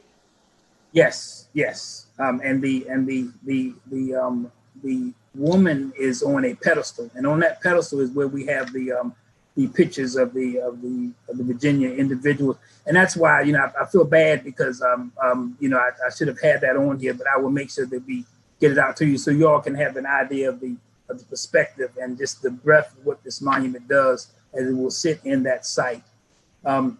I think that the next item, I think that's the last slide, right, Lily? That's right. Okay. And as I said, we'll get something out to you in the next couple of days that will give you, you know, just a broad expanse of what's going on. In terms of other possible updates, the issue that we're looking at now is we did not contemplate the situation where the artist was going to have to store items for an extended period of time. And Kirk, this is where we may have to, you know, work with you some. We put together an addendum that would kind of that would cover the situation of if Jay Warren, the artist, transports the monument here for storage here in Virginia, and then from that storage to the actual site, we're sort of waiting until we find out what the timeline would be, and that's when we'll get back and focus on that contract addendum to make sure that everything's covered, you know, from the point that it leaves that foundry in California, when it's here for storage, until it's actually placed on the site. It was something that we didn't contemplate in the original contract because of, I guess, all the things that have happened. Any questions about just the status of the actual monument?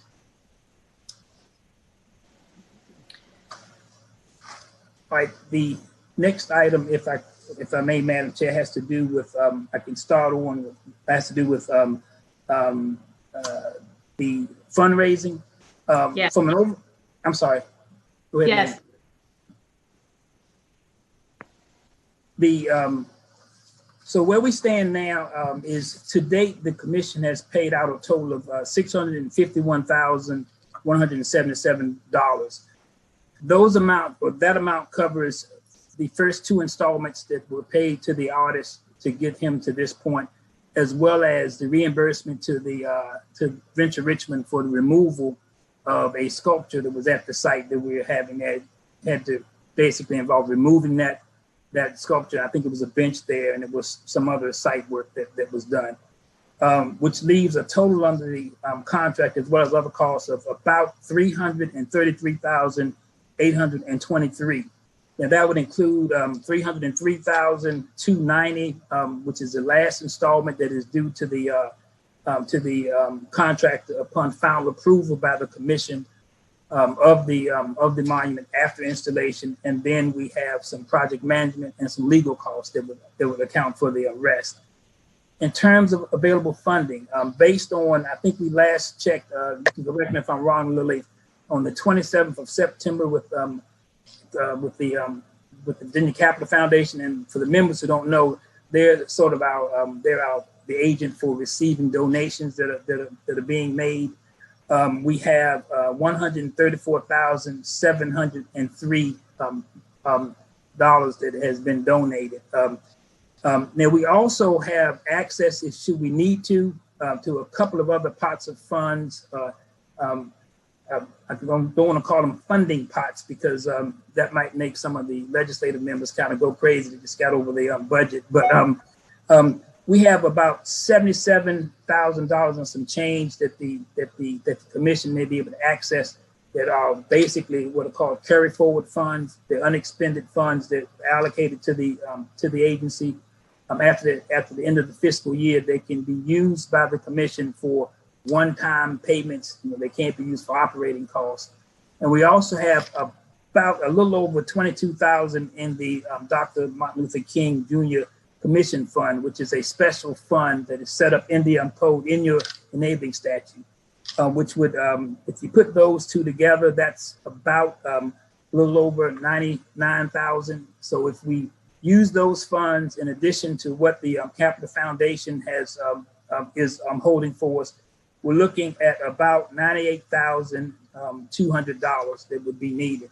Now, the caveat, again, hopefully not making the members have another flashback to the budget talks, is that we don't know if there are going to be some additional costs that are going to be associated with site work that's going to have to be done if we stay with the Browns Island site, and we don't know, what those costs are going to be. We don't anticipate any costs in terms of the storage. I think that if Joe, if I'm not mistaken, if he gets it here, we can handle the storage costs without a fee. So the big caveat is we don't know what additional costs are going to come out of after we talk with the groups and after the commission gets back together to decide how to proceed with the site. Are there, Madam Chair, if there are any questions, I would certainly answer. Before we move to questions, so the amount that Amigo identified that the Capital Foundation has is the amount in hand. Yes. And they are our fiscal agent because donations to the Capital Foundation are tax deductible, but donations to the commission's special fund are not. So we made that arrangement with the Capital Foundation to get, frankly, more grant donations. And for some grants, only a 501c3 can apply for them.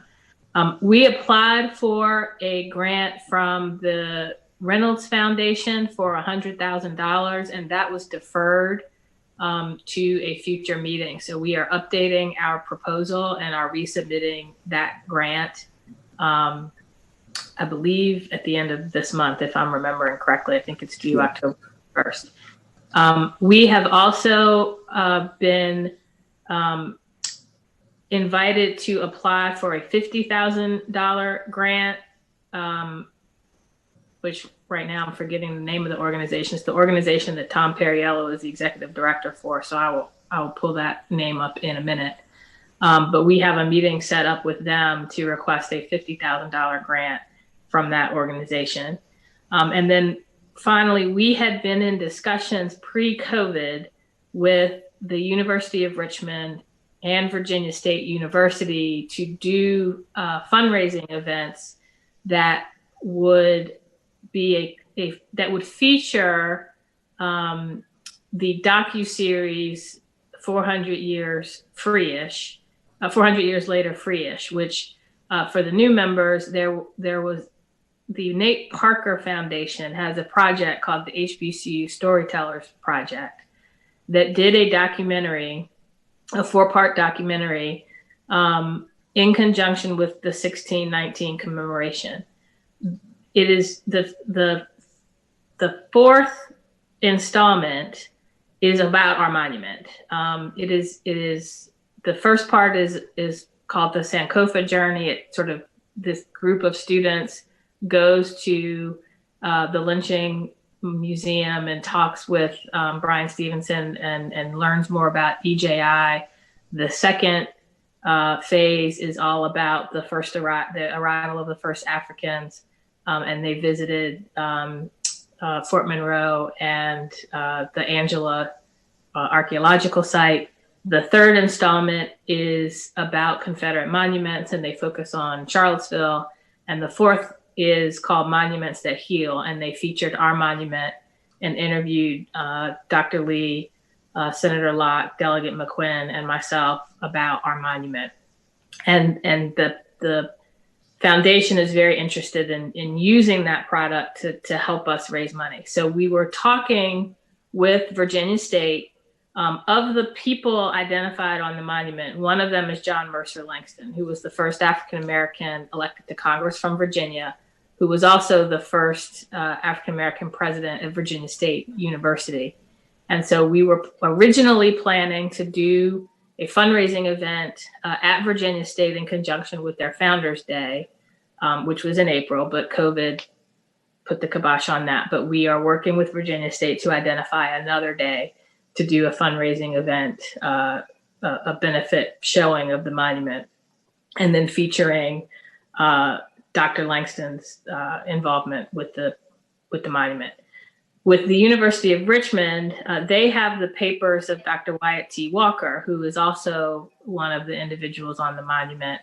And we are in discussions with Dr. Crutcher about scheduling a benefit showing of the documentary there as well. Again, for both universities, they are not doing in-person events right now. This will likely it is possible we can have it scheduled for second semester in the spring, but we do not have a date with them yet. I hope to have dates nailed down by the time of our next meeting.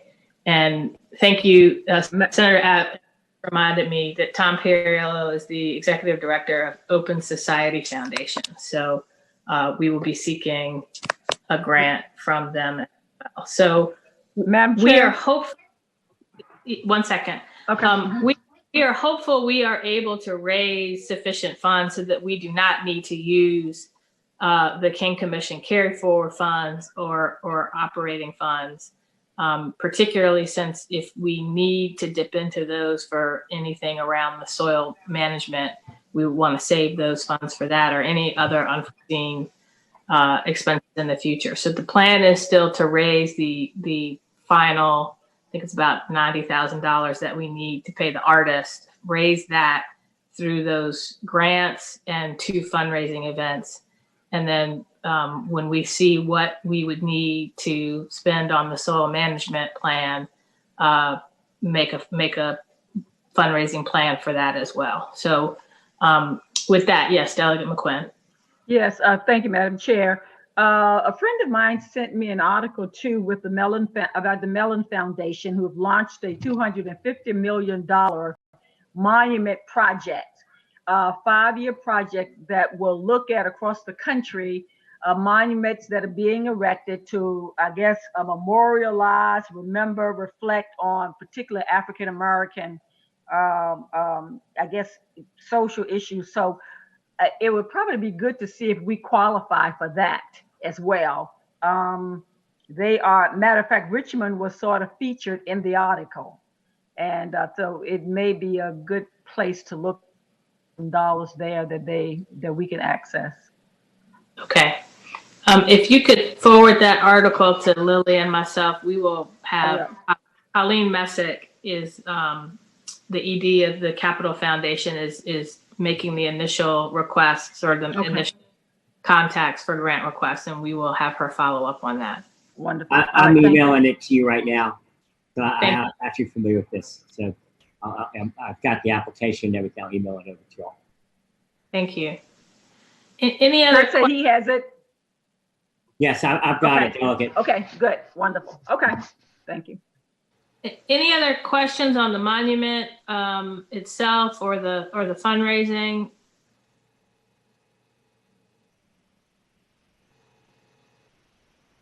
Okay. With that, we will move to the next item on the agenda is the history of lynching in Virginia updates. And again, for the benefit of new members, in 2019, the commission decided to, and following the example of the Lynching in America report done by EJI, the Equal Justice Initiative, the work around the lynching memorial, the Community Remembrance Project that EJI is doing, we decided we wanted to shed light on and do some community remembrance here in Virginia around racial terror lynchings that occurred here. We sponsored a resolution that was passed by the General Assembly in 2019 expressing profound regret for racial terror lynchings that occurred in Virginia and charging the commission with, among other things, collecting information on all documented racial terror lynchings that occurred in Virginia, to compile that information and make it available in one place on the commission's website at a minimum, to work with localities in Virginia who wanted to work with EJI as part of their community remembrance project to bring their monuments home, because as part of EJI's memorial, they have a duplicate of each of the memorials for localities where racial terror lynchings occurred that you can bring back to your state. We would work with the DHS to identify sites and have Virginia historic markers placed on the sites related to racial terror lynchings, and do our own events in localities where racial terror lynchings occurred to have a community dialogue to raise awareness about not only that lynching, but how it still impacts those communities today. Since we began this project, we have done events in Harrisonburg. We did a community competition in Harrisonburg, and we were in the process of planning for this year events in Hampton Roads, Northern Virginia, Richmond, and Southwest, although we had not identified a location yet. And of course, COVID put all of those plans on hold. So this morning, the subcommittee met and decided that we will move forward in 2021 with an event in Hampton Roads, and Dr. Newbie Alexander will spearhead that with an event probably at Norfolk State, or at least in conjunction with Norfolk State here, and it would focus on racial terror lynchings that occurred in that region. We will do one in Richmond that will focus more broadly on the issue of racial terror lynchings in Virginia, with a screening of a documentary called An Outrage that two of our working group members produced, just generally talking about racial terror lynchings that occurred. We would explore doing one in Danville, and I just blanked on the other location. Richmond. I said Richmond. I think it was Culpeper. Culpeper, yes. Do one in Culpeper around the anniversary of a lynching that occurred there this November. In addition to our community events, there have been 3 historic markers now unveiled in Virginia. The first in Charles City County, the second in Charlottesville, and the third in Harrisonburg have now all been unveiled. And then and Senator Eben touched on this, but the city of Alexandria has done its own community remembrance project where they had an event. Unfortunately, it was virtual, but it is archived on their website this past August for the 2 lynchings that Senator Eben mentioned. So that is a high-level overview of the work of the Lynching in Virginia project. We also discussed this morning, as part of our work and as part of that website, incorporating recording oral histories, and also incorporating sort of information about activists who opposed racial terror lynchings. And in particular, the Library of Virginia has the papers of John Mitchell, who also is recognized on our honored on our monument. And we will explore the papers of the Norfolk Journal and Guide, and to sort of pull out whatever information we can about not only racial terror lynchings that were documented in those papers, but any activism around it. And then finally, the Library of Virginia has in its collection some local courthouse records that they have been looking through to try to identify murders or incidents that could have been racial terror lynchings. Unfortunately, most of the official documents do not identify some of these as lynchings, but we know some of them that were called suicides likely were in fact lynchings. So if any other members of the lynching work group want to add on to what I just said, please feel free.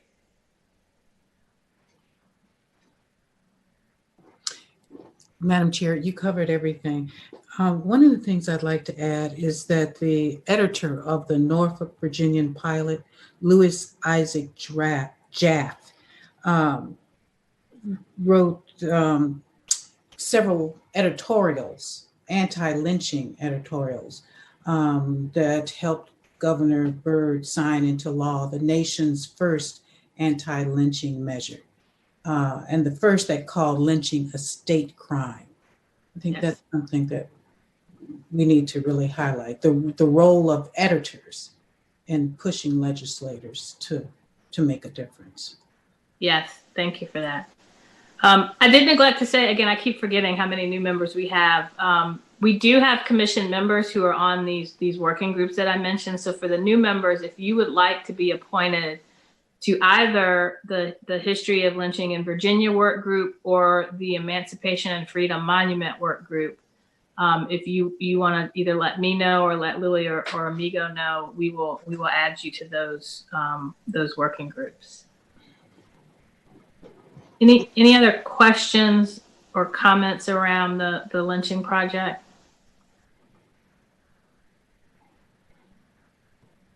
Okay. Before I go to item 6, the other working group we have that I will invite new members to join is the African American Legislators Project. We have done a lot of work uncovering the history of African American legislators in Virginia, and to tell you how ironic it is that because this history is not taught in school, but the commission has really taken on the responsibility of uncovering and sharing this history. The African American Legislator Project started when Senator Yvonne Miller was planning to do a Black History Month speech on the Senate floor and asked Brenda Edwards, who used to be our staffer in legislative services, to do some research on the first, who was the first African-American legislator. Everyone assumed it was Fergie Reed, Dr. Fergie Reed, who was elected in 1867, I believe. And Brenda uncovered that there were about 100 African-American men who served in the Constitutional Convention of 1868. That created the Constitution that allowed Virginia to re-enter the Union after the Civil War, and that there were about 100 legislators who were elected in 1869, the first of whom were sworn in 150 years ago this year. And so the commission did a commending resolution or commemorating resolution that identified all of those men and their historical information. And we got authorization to place a plaque, 3 plaques in the state capitol that lists all of those men. And so we did a lot of research, which is on our website, with biographical information about those legislators. And we are now beginning the next phase of that, which is pulling together biographical information of all of the African-American legislators elected since Fergie Reed in 1968, including the current members. So that project is also ongoing, and that information will be on our website. So if anyone would like to be a part of that working group, you can let Lily or Amigo know. Which brings me to next year. Part of what we do every year is make sure we are commemorating significant events in African-American history. And in 2021, it will be the sesquicentennial, which is a word I never knew before, but have come to love. The 150th anniversary of the Civil Rights Act of 1871, which was the first Civil Rights Act ever passed by the United States. And so we will be doing a commemorative resolution in honor of that anniversary. And then what we typically do, and this will be my question for the commission, we typically will try to do some sort of commemorating event as well, that highlights that would highlight the Civil Rights Act itself, the significance of it, and then sort of where are we now and what work still needs to be done now. Because everything we do as a commission, we want to highlight the history, but we also want to highlight how the history impacts the present, and particularly with public policy, or where is there unfinished work that still needs to be done. So with that, my question for the commission, or I would entertain a motion from the commission that we do a commemorating resolution in the House and the Senate, and then we do some sort of commemorating event. So move, Madam Chair. Second. All right, all in favor?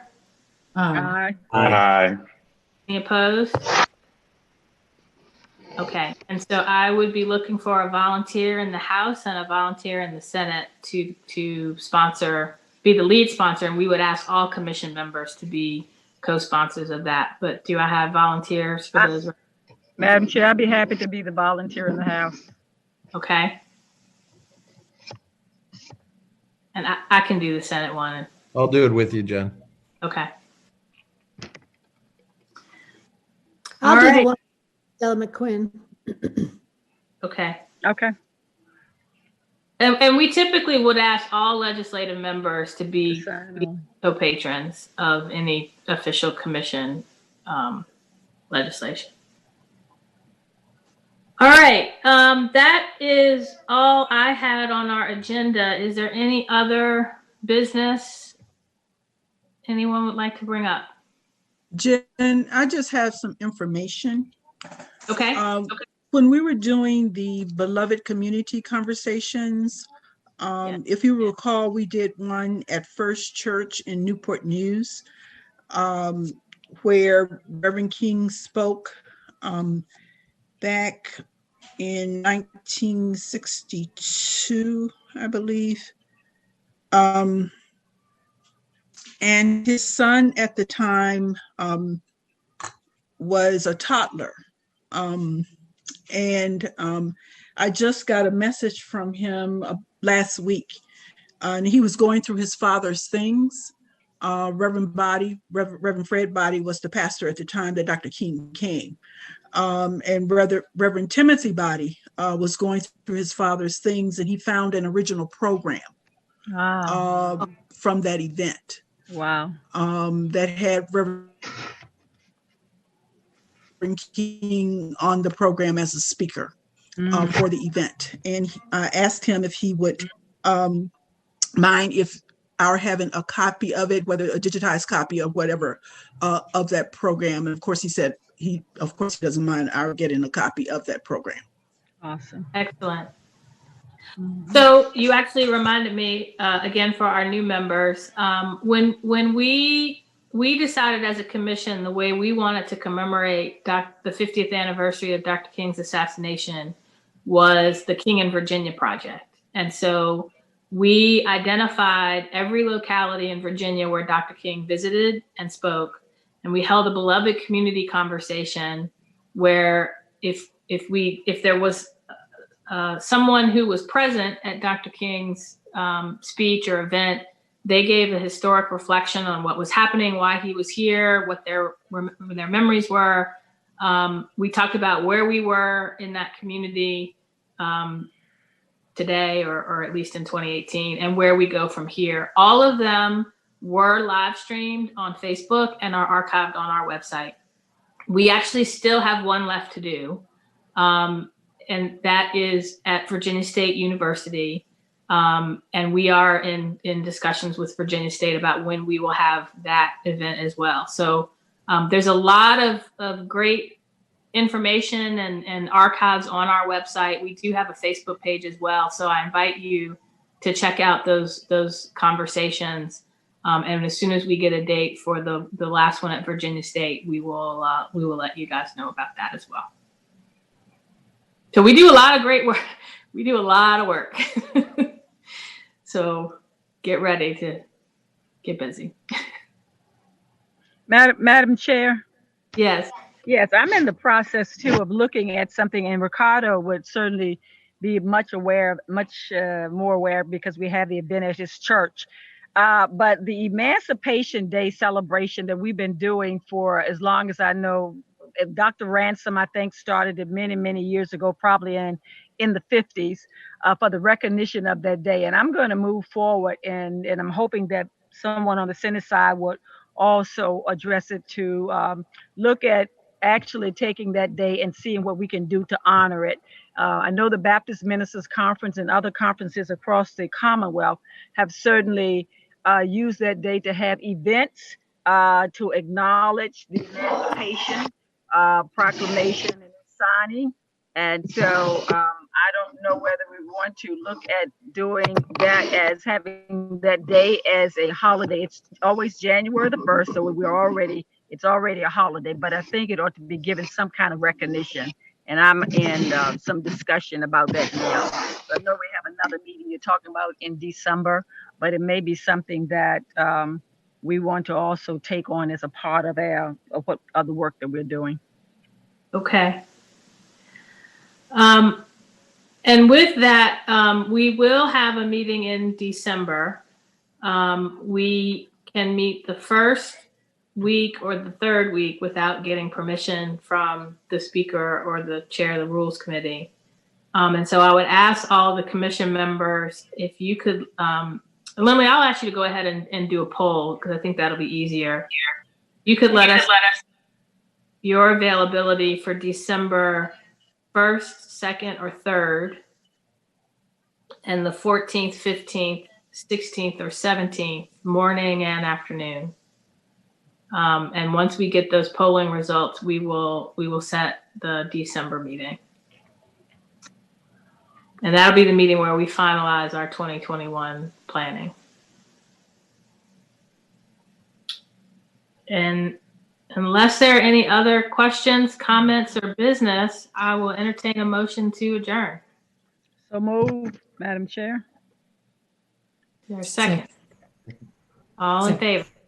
Aye. Aye. Aye. All right. Thank you all and have a great day. Bye. Have a good one. Thank you. All right.